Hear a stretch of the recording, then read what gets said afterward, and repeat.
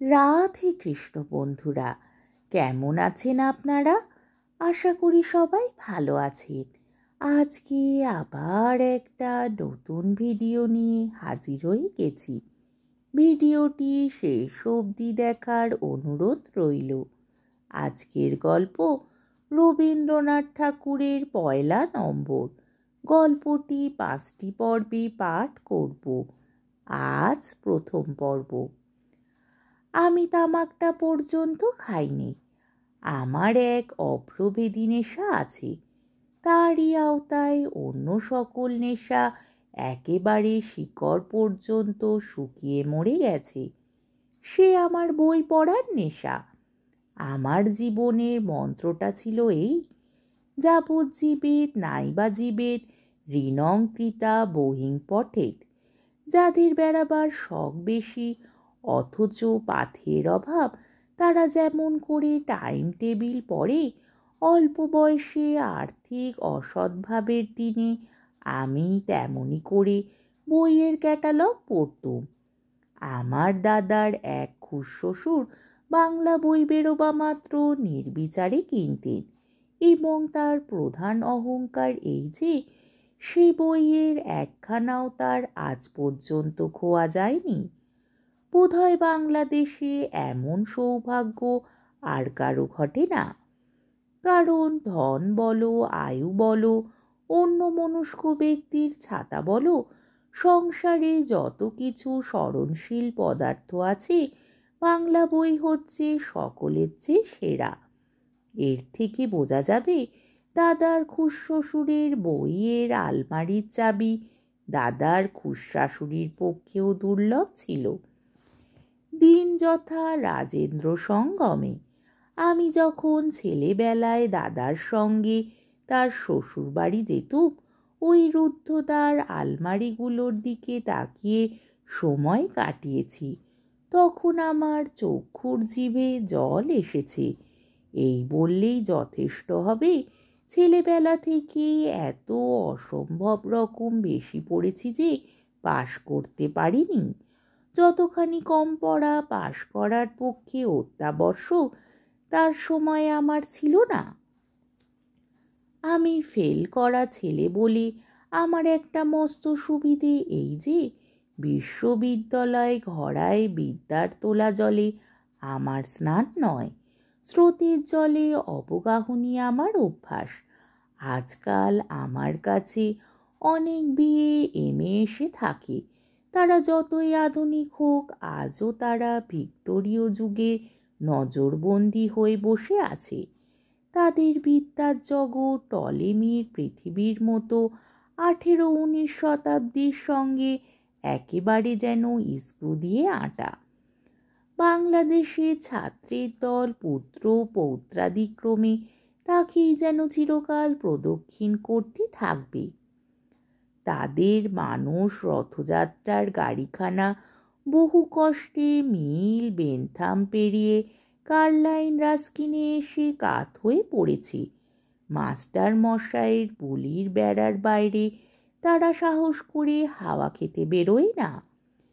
কিন্তু আমরা যে দেশে সাহিত্যকে খোঁটার মতো করে মনটাকে বেঁধে রেখে জাওর কাটাচ্ছি, সে দেশে সাহিত্যটা তো স্থাণু নয়, সেটা সেখানকার প্রাণের সঙ্গে সঙ্গে চলছে। সেই প্রাণটা আমার না থাকতে পারে, কিন্তু সেই চলাটা আমি অনুসরণ করতে চেষ্টা করেছি। আমি নিজের চেষ্টায় ফরাসি, জার্মান, ইটালিয়ান শিখে নিলুম। অল্পদিন হলো রাশিয়ান শিখতে শুরু করেছিলুম। আধুনিকতার যে এক্সপ্রেস গাড়িটা ঘন্টায় 60 মাইলের চেয়ে বেগে ছুটে চলেছে, আমি তারই টিকিট কিনেছি। তাই আমি হাক্সলি ডারউইনে এসেও ঠেকে যাইনি, টেনিসনকেও বিচার করতে ডরাইনি। এমনকি ইবসেন, মেটারলিঙ্কের নামের নৌকা ধরে আমাদের মাসিক সাহিত্যে সস্তা খ্যাতির বাঁধা কারবার চালাতেও আমার সংকোচ বোধ হয়। আমাকেও কোনো দিন একদল মানুষ সন্ধান করে চিনে নেবে, এ আমার আশার অতীত ছিল। আমি দেখছি বাংলাদেশে এমন ছেলেও দু চারটে মেলে যারা কলেজও ছাড়ে না, অথচ কলেজের বাইরে সরস্বতীর যে বীণা বাজে তার ডাকে উতলা হয়ে ওঠে। তারাই ক্রমে ক্রমে দু একটি করে আমার ঘরে এসে জুটতে লাগলো। এই আমার এক দ্বিতীয় নেশা ধরল, বকুনি। ভদ্র ভাষায় তাকে আলোচনা বলা যেতে পারে।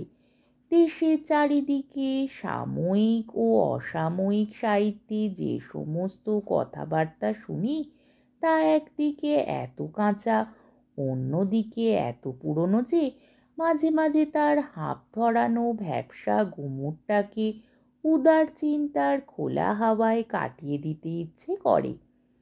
অথচ লিখতে কুড়েমি আসে, তাই মন দিয়ে কথা শুনে এমন লোকের নাগাল পেলে বেঁচে যায়।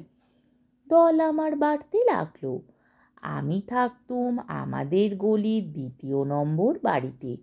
এদিকে আমার নাম হচ্ছে অদ্বৈত চরণ, তাই আমাদের দলের নাম হয়ে গিয়েছিল দ্বৈতাদ্বৈত সম্প্রদায়। আমাদের এই সম্প্রদায়ের কারোর সময় অসময়ের জ্ঞান ছিল না। কেউ বা পাঞ্চ করা ট্রামের টিকিট দিয়ে পত্র চিহ্নিত একখানা নতুন প্রকাশিত ইংরাজি বই হাতে করে সকালে এসে উপস্থিত। তর্ক করতে করতে 1টা বেজে যায়, তবু তর্ক শেষ হয় না। কেউ বা সদ্য কলেজের নোট নেওয়া খাতাখানা নিয়ে বিকেলে এসে হাজির। রাত যখন 2টো তখনও উঠবার নাম করে না। আমি প্রায় তাদের খেতে বলি, কারণ দেখেছি সাহিত্য চর্চা যারা করে তাদের রসজ্ঞতার শক্তি কেবল মস্তিষ্কে নয়, রসনাতেও খুব প্রবল। কিন্তু যার ভরসায় এই সমস্ত ক্ষুধিতদের যখন তখন খেতে বলি তার অবস্থা যে কি হয় সেইটে আমি তুচ্ছ বলেই বরাবর মনে করে হাসতুম। সংসারের ভাবের ও জ্ঞানের যে সকল বড় বড় কুলাল চক্র ঘুরছে, যাতে মানব সভ্যতা কতক বা তৈরি হয়ে আগুনের পোড়া খেয়ে শক্ত হয়ে উঠছে, কতক বা কাঁচা থাকতে থাকতেই ভেঙে ভেঙে পড়ছে, তার কাছে ঘরকন্না, নড়াচড়া এবং রান্নাঘরের চুলোর আগুন কি চোখে পড়ে? ভবানী ভ্রুকুটি ভঙ্গি ভবই জানেন, এমন কথা কাব্যে পড়েছি। কিন্তু ভবের 3 চক্ষু, আমার 1 জোড়া মাত্র। তারও দৃষ্টিশক্তি বই পড়ে পড়ে ক্ষীণ হয়ে গেছে। সুতরাং অসময় ভোজের আয়োজন করতে বললে আমার স্ত্রীর ভ্রু চাপে কিরকম চাঞ্চল্য উপস্থিত হতো তা আমার নজরে পড়তো না। ক্রমে তিনি বুঝে নিয়েছিলেন আমার ঘরে অসময়ই সময় এবং অনিয়মই নিয়ম। আমার সংসারের ঘড়ি, তালকানা এবং আমার গৃহস্থালির কোটরে কোটরে 49 পবনের বাসা। আমার যা কিছু অর্থ সামর্থ্য তার একটি মাত্র খোলা ড্রেন ছিল, সে হচ্ছে বই কেনার দিকে। সংসারের অন্য প্রয়োজন হ্যাংলা কুকুরের মতো এই আমার শখের বিলিতি কুকুরের উচ্ছিষ্ট চেটে ও সুখে কেমন করে যে বেঁচেছিল তার রহস্য আমার চেয়ে আমার স্ত্রী বেশি জানতেন। নানা জ্ঞানের বিষয়ে কথা কওয়া আমার মতো লোকের পক্ষে নিতান্ত দরকার। বিদ্যা জাহির করবার জন্যে নয়, পরের উপকার করবার জন্যেও নয়। ওটা হচ্ছে কথা কয়ে কয়ে চিন্তা করা, জ্ঞান হজম করবার একটা ব্যায়াম প্রণালী। আমি যদি লেখক হতুম কিংবা অধ্যাপক হতুম তাহলে বকুনি আমার পক্ষে বাহুল্য হতো। যাদের বাঁধা খাটুনি আছে, খাওয়া হজম করবার জন্যে তাদের উপায় খুঁজতে হয় না। যারা ঘরে বসে খায় তাদের অন্তত ছাদের উপর হনহন করে পায়চারি করা দরকার। আমার সেই দশা। তাই যখন আমার দ্বৈত দলটি জমেনি তখন আমার একমাত্র দ্বৈত ছিলেন আমার স্ত্রী। তিনি আমার এই মানসিক পরিপাকের সশব্দ প্রক্রিয়া দীর্ঘকাল নিঃশব্দে বহন করেছেন। যদিচ তিনি পরতেন মিলের শাড়ি এবং গয়নার সোনা খাঁটি এবং নিরেট ছিল না, কিন্তু স্বামীর কাছ থেকে যে আলাপ শুনতেন, সৌজাত্যবিদ্যাই বলো, মেন্ডেল তত্ত্বই বলো, আর গাণিতিক যুক্তিশাস্ত্রই বলো, তার মধ্যে সস্তা কিংবা ভেজাল দেওয়া কিছুই ছিল না।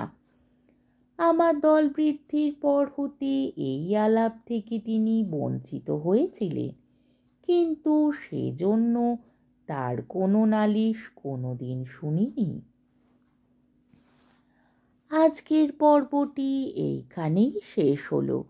আমার ভিডিওটি যদি আপনাদের ভালো লেগে থাকে তাহলে আমাকে কমেন্টের মাধ্যমে আপনাদের মূল্যবান মতামত অবশ্যই জানাবেন এবং আমার ভিডিওটিকে লাইক ও শেয়ার করার ও আমার চ্যানেলটিকে সাবস্ক্রাইব করারও অনুরোধ রইল।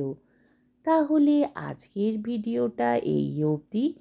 পরের দিন আবার এই গল্পেরই দ্বিতীয় পর্ব নিয়ে হাজির হয়ে যাব। ততক্ষণ পর্যন্ত আপনারা সবাই ভালো থাকবেন, সুস্থ থাকবেন, সাবধানে থাকবেন এবং আমার ভিডিওটি দেখতে থাকবেন। তাহলে আজকে আসি। রাধে কৃষ্ণ।